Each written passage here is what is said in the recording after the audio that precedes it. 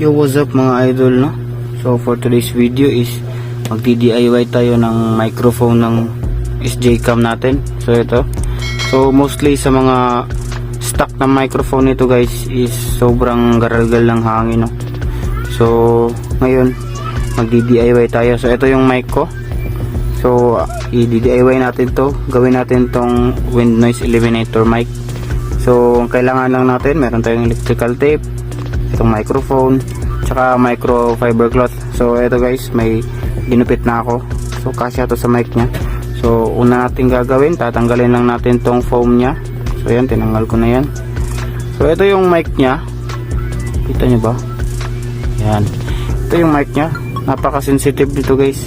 Maliit lang to pero napakalakas sumigop ng tunog nito. So ang gagawin natin dito guys is babalutin natin ng microfiber cloth. Ayan.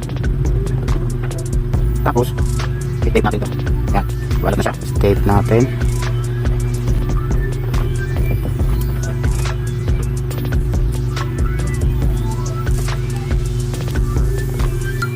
Ayan guys, tape natin ito. Tapos namin ito. So guys, tape na natin. So next naman is ito sa taas. Tapan natin ito guys. Ito yung gawin ito. So ito siya. Tapan natin itong taas. So yan. Tapos ikot natin siya. Ang bubundi.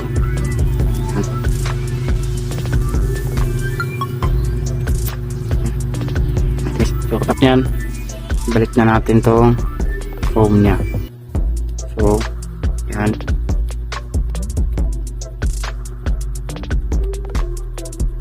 Cool. So yan siya guys, ganyan lang kadali. So try natin to sa isalpak sa helmet natin.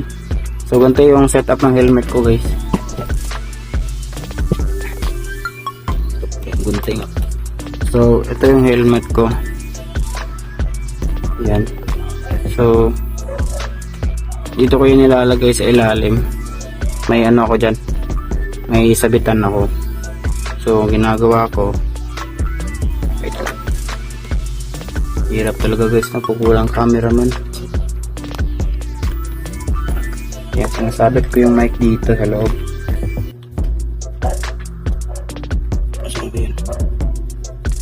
Yan. Yan, nasabit na siya guys. Hindi ba? Yan o. Basta ito siya. Dito siya nakapwesto.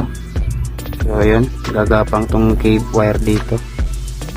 Tapos para di siya di siya malawlaw, i-clip ko to dito. Yan, ito guys is ano to, itong tali na to is para sa sinon to, in case na matanggal to siya, di mahulog yung camera. So ayan. So ganito yung magiging setup nya guys. Tapos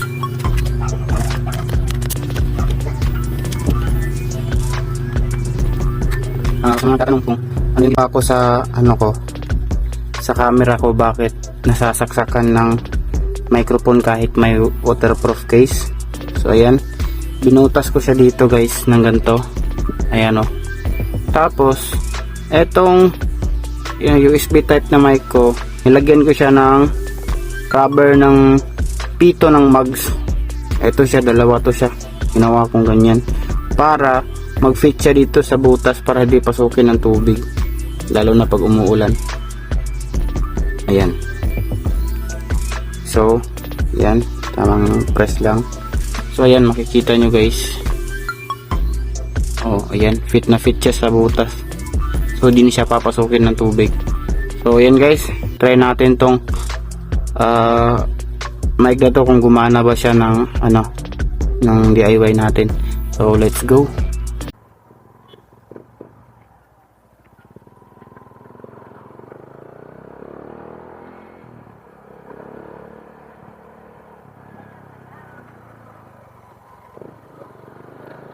So ito na yun guys, yung microphone natin na DIY natin kagabi.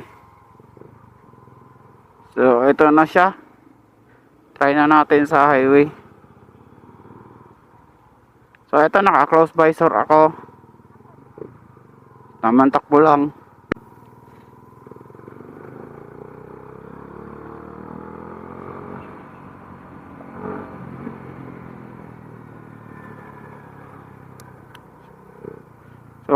sana nakatulong sa inyo, no? Para sa mga microphone nyo.